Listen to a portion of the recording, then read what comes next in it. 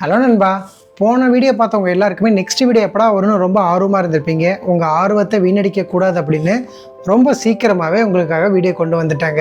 என்னை ரூமில் ஒருத்தர் தங்க வச்சார் இல்லையா, அவரை பற்றி தாங்க இந்த வீடியோவில் நான் பேச போகிறேன். ஃபஸ்ட்டு அந்த நபர் ஏன் ரொம்ப இம்பார்ட்டன்ட் அப்படின்னு நான் உங்களுக்கு சொல்கிறேங்க.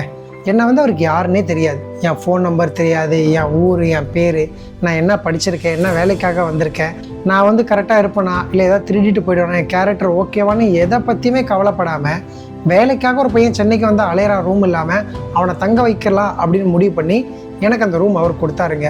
நான் ரூமுக்கு வந்தோடனே ஃபஸ்ட்டு நான் அவர்கிட்ட கேட்ட கேள்வியே இதுதாங்க, என்னை யாருன்னே உங்களுக்கு தெரியாது, என்னை நம்பி நீங்கள் எப்படி ரூம் கொடுத்தீங்க அப்படின்னு. அதுக்கு அவர் ரொம்ப சிம்பிளான ஒரு விஷயம் சொன்னார். நான் சென்னைக்கு வேலை தேடி வரும்போது எனக்கு இங்கே யாருமே தெரியாதுப்பா, என் ஃப்ரெண்ட் ரூமில் தங்கினேன், அங்கே சரியான சாப்பாடு இல்லை, தங்குறதுக்கு இடமே இல்லை, ஒரு ஷெட்டு மாதிரி இருக்கும், அதுக்கு அடியில் தான் தங்கியிருந்தேன், நான் ரொம்ப கஷ்டப்பட்டேன், நீ அந்த மாதிரி சூழ்நிலையில் இருக்கதான் எனக்கு தெரியும், அதனால தான் இப்போ உனக்கும் ரூம் கொடுத்தேன், இது ஒரு விஷயமே இல்லை அப்படின்னு ரொம்பவும் சிம்பிளாக முடிச்சிட்டேன். நான் அவர் அந்த நபர் அப்படின்னு சொல்கிறதெல்லாம் அவர் ரொம்ப பெரிய ஆள் நினச்சிக்காதீங்க, என் ஏஜ் பர்சன் தான், பட் ஒரு மரியாதைக்காக அந்த மாதிரி சொல்கிறேன். அந்த நபருடைய பேர் ராஜேஷ். இதில் இன்னொரு இன்ட்ரெஸ்டிங்கான விஷயம் என்ன அப்படின்னா, நான் வர்றதுக்கு முன்னாடியே அந்த ராஜேஷ்ங்கிறவர் அவர் ரூமில் இன்னொரு பையனை தங்க வச்சுருந்துருக்கார். அவருடைய ஃப்ரெண்டு மூலிமா தெரிய வந்து அந்த பையனும் 2 மாதம் தங்கியிருக்கான். 2 மாதத்துக்கு அப்புறம் என்ன நடந்திருக்குன்னா, அந்த பையன் யாருக்கிட்டையுமே சொல்லாமல் ரூமில் மற்ற பசங்களோட ட்ரெஸ் இருக்கும் இல்லையா, அந்த ட்ரெஸ்ஸை திருடிக்கிட்டு அவங்க வச்சுருந்த காசெல்லாம் எடுத்துக்கிட்டு, அது மட்டுமே இல்லாமல் 25 லிட்டர் தண்ணி கேன் நம்ம வாங்க வச்சுருப்போம்ல, அந்த தண்ணி கேனை இவங்க எப்பவுமே எந்த கடையில் வாங்குவாங்க அப்படின்னு தெரிஞ்சுக்கிட்டு அந்த கடையில் அந்த கேனை ரிட்டர்ன் பண்ணி அதில் ஒரு 70-80 ரூபா வந்திருக்கும் இல்லையா, அந்த காசையும் எடுத்துக்கிட்டு ரூமை விட்டு ஓடிட்டாங்க. அப்போது ஒருத்தவங்களுக்கு எப்படி இருக்கும், ஒரு பையனை நம்பி தங்க வச்சோம், அவன் திருடிக்கிட்டு போயிட்டான், இதுக்கப்புறம் யாருமே ரூமில் சேர்க்கவே கூடாதுங்கிற ஒரு மனநிலையில் தான் இருப்பாங்க.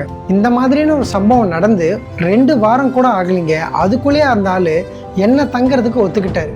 இந்த விஷயம் தான் எனக்கு உண்மையாக ரொம்ப பிடிச்சிருந்தது. ஒருத்தர் ஏமாற்றிட்டு போயும் அந்த பையன் ஏமாற்றிட்டு போயிட்டான், அதுக்காக மற்றவங்களுக்குலாம் உதவி செய்யாமல் இருக்கக்கூடாது, அதனால் மற்றவங்க பாதிக்கப்படக்கூடாதுன்னு என்னை நம்பி தங்க வச்சார்ல, அதனால தாங்க இந்த வீடியோ ரொம்ப இம்பார்ட்டன்ட் வீடியோ அப்படின்னு போன வீடியோவில் நான் சொல்லியிருப்பேன். அதன் பிறகு என்ன ஆயிடுச்சுன்னா, அவர் மூலியமாக எனக்கு ஒரு வேலை கிடைச்சிது, நான் போய் வேலையில் ஜாயின் பண்ணேன். என்னோடய வேலை எப்படின்னா, ஒரு 2 மாதம் 3 மாதம் ஒர்க் பண்ணுவேன், திரும்ப ஒரு 5 days 10 days லீவ் கிடைக்கும், ரூமில் தங்கணும். ஸோ திரும்ப நான் ரூமில் தங்குறதுக்கு அவர் ஓகே சொல்லிட்டார், நீ எங்களோட ரூம்லேயே தங்கிக்கோங்க, எந்த பிரச்சனையும் கிடையாது அப்படின்னு. அப்படியே எங்களுடைய லைஃப் போச்சு. எனக்கு சென்னையில் கிடைச்ச ஒரு முதல் ஃப்ரெண்டும் அவர் தான், ஒரு பெஸ்ட்டு ஃப்ரெண்டும் அவர் தான். இப்போ வரைக்குமே நாங்கள் கிட்டத்தட்ட ஒரு 4-5 வருஷமாக இப்போ நாங்கள் தனியாக ஒரு ரூம் எடுத்து எல்லோரும் ஒன்றா இருக்கிறோம், சமைச்சு சாப்பிட்டுக்கிட்டு ரொம்ப ஒரு சந்தோஷமாக இருக்கிறோம். சென்னைக்கு யாரோட துணையும் இல்லாமல் தனியாக வேலை செய்கிறவங்க பசங்க இல்லை படிக்கிற பசங்கள்கிட்ட கேட்டிங்கன்னா தெரியும், இந்த மாதிரி தங்குறதுக்கு ஒரு ரூமு கிடைக்காம எவ்வளோ கஷ்டப்படுறாங்க அப்படின்னு. ஏன்னா சென்னையில் உங்களுக்கு யாராவது ஒருத்தவங்க உதவி இல்லாமல் நீங்கள் சென்னையில் இருக்கவே முடியாதுங்க. நானுமே சென்னைக்கு யாருடைய ஆதரவுமே இல்லாமல் யாருமே இல்லாமல் தாங்க வந்தேன். அன்றைக்கி இந்த ராஜேஷ்ங்கிற நபர் என்னை அரவணைச்சிக்கிட்டாரு. எனக்கு மட்டும் அப்படி இல்லைங்க, சென்னையில் பாதி பேருக்கு அப்படி தான். யாருன்னே தெரியாத ஒரு நபர் உதவி செய்கிறது மூலியமாக தான் அவங்களுக்கு ஒரு நல்ல வேலை கிடச்சிருக்கும், தங்கிறதுக்கு ஒரு இடம் கிடச்சிருக்கும், சாப்பிட்றதுக்கு ஒரு நல்ல சாப்பாடு கிடச்சிருக்கும். என்ன காரணம் அப்படின்னா, சென்னையில் இருக்கிற பாதி பேர் வெளியூர்லேருந்து வந்தவங்க தான். ஸோ அவங்க எல்லாருக்குமே மேக்ஸிமம் அந்த வழி என்னன்னு தெரிஞ்சிடும், அவங்க எந்த மாதிரி பிரச்சனையில் இருக்காங்க அப்படின்னு தெரிஞ்சிடும். அப்படி தெரிஞ்சு வாண்டடாக போய் உதவி பண்ணுவாங்க. அந்தளவுக்கு நிறைய ஒரு நல்ல மனிதர்கள் சென்னையில் இருந்துக்கிட்டு தாங்க இருக்காங்க. முன்ன பின்ன யாருன்னே தெரியாத ஒரு நபரை நம்பி தன்னுடைய ரூமில் தங்க வைக்கிறதுலாம் உண்மையாகவே ரொம்ப பெரிய விஷயங்க. அதை ரொம்ப சர்வசாதாரணமாக அந்த நபர் எனக்கு செஞ்சார். அதன் மூலிமா சென்னையில் என் வாழ்க்கையை ஸ்டார்ட் ஆச்சு. நானும் உங்களுக்கு திரும்ப திரும்ப சொல்கிற ஒரே விஷயம் இது தாங்க, உங்களை யாராவது ஏமாற்றிட்டு போயிருக்கலாம், இல்லை நீங்கள் யார்கிட்டையாவது ஏமாந்துருக்கலாம், உங்ககிட்ட யாராவது திருடி இருக்கலாம். அந்த மாதிரியான நபர்களை வச்சு மற்றவங்களும் அதே மாதிரி தான் இருப்பாங்கன்னு கம்பேர் பண்ணவே பண்ணாதீங்க. நான் ஏதோ ஒரு ஷோவில் பார்த்தேங்க, அது நீயா நானாவில் தமிழான்னு தெரியல, அதில் ஒரு நபர் நிறைய பேருக்கு உதவி செஞ்சுக்கிட்டே இருப்பார், ஆனால் அவரை நிறைய பேர் ஏமாற்றுவாங்க, அவர் கொடுக்குற காசை திரும்ப கொடுக்காமல் இருப்பாங்க. இந்த மாதிரி சம்திங் ஏதோ சம்பவம் நடந்துக்கிட்டே இருக்கும். அவங்க ஒய்ஃப் கம்ப்ளைண்ட் பண்ணுவாங்க, இந்த மாதிரி என் ஹஸ்பண்ட் பண்ணிக்கிட்டே இருக்கார் சார், அவர் ஏமாற்றிட்டே போயிட்டே இருக்காங்க, அதனால என் குடும்பத்தில் நிறைய பிரச்சனை வருது அப்படின்னு. நீங்கள் ஏன் இப்படி பண்ணுறீங்க அப்படின்னு அந்த நபர்கிட்ட கேட்கும்போது அவ்வளோ உருக்கமாக ஒரு விஷயம் சொல்லியிருப்பார். நான் ஒரு கஷ்டமான விஷயத்தில் இருக்கும்போது எனக்கு ஒரு நபர் ஹெல்ப் பண்ணார், அவர் தான் எனக்கு வாழ்க்கை கொடுத்தாருங்க. அன்றைக்கி அந்த நபர் இல்லைன்னா எனக்கு வாழ்க்கையே கிடையாது, நான் உயிரோட இருந்திருப்பனே தெரியாது. அதனால் நானும் மற்றவங்களுக்கு உதவி செஞ்சுக்கிட்டு தான் இருப்பேன், நான் மற்றவங்களுக்கும் உதவி செஞ்சுக்கிட்டு தாங்க இருப்பாங்க, இதனால் எனக்கு எந்த பிரச்சனையும் கிடையாது, நான் செஞ்சுக்கிட்டு தான் இருப்பேன். அவ்வளோ பிடிவாதமாக சொல்லுவார். அது ஏன் அவ்வளோ அடமாக ஒவ்வொருத்தர் நபரும் இருக்காங்க, மற்றவங்களுக்கு ஏன் உதவி செய்யணும் நான் திரும்ப திரும்ப சொல்கிறேன்னா, அது உதவி செய்கிறங்கிறது ஒரு கேரக்டர் மட்டும் கிடையாதுங்க, உங்களுடைய கஷ்ட காலத்தில் யாராவது உங்களுக்கு உதவி பண்ணியிருப்பாங்க, ஏதாவது பணம் கொடுத்து சப்போர்ட் பண்ணியிருப்பாங்க.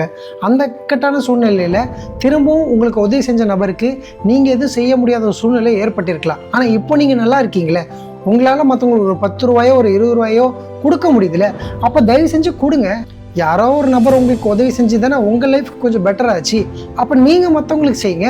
அந்த நன்றி கடனை இதன் மூலயமா மற்றவங்களுக்கு காட்டுங்க. என் ஃப்ரெண்டு ஒருத்தர் என்கிட்ட திரும்ப திரும்ப ஒரு விஷயத்த சொல்லிக்கிட்டே இருப்பாங்க. நான் யாருக்காவது இந்த 10 ரூபாய் 20 ரூபா இந்த மாதிரி காசு கொடுக்கும்போது அவன் வந்து ஒரு மாதிரி கோவப்படுவான். எதுக்கு அவ்வளோ காசு கொடுக்குற, ஒரு 2 ரூபா 3 ரூபா சில்லற காசு இருந்தால் கூட அப்படின்னு.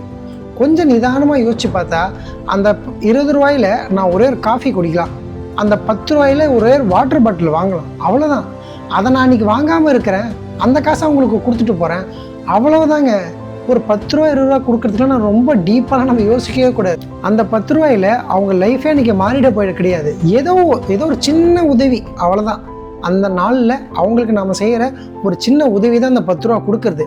அதை கூட நம்மளால் கொடுக்க முடியல அப்படின்னா நம்ம எதுக்காக மனித பிரிவே இருக்கணும்? சில பேர் ஏமாற்றுவாங்க, பொய் சொல்லி காசு வாங்க பார்ப்பாங்க, அவங்களெல்லாம் கழுத்து மேலே அடிச்சிடணும், யோசிக்கவே கூடாது. ஆனால் உண்மையாகவே ஒருத்தன் முடியாத சூழ்நிலையில் ஒரு 5 ரூபாய் 10 ரூபாய் கேட்கும் போது தயவு செஞ்சு மன நிறைவாக காசு கொடுங்க. நீங்கள் கொடுத்தாதாங்க உங்களுக்கு திரும்பவும் வரும். அப்படி உங்களுக்கு காசு கொடுக்க விருப்பம் இல்லையா, அவங்களுக்கு சாப்பிட்றதுக்கு சாப்பாடு வாங்கி கொடுத்துருங்க, அவங்களுக்கு தேவையான திங்ஸ் வாங்கி கொடுத்துருங்க.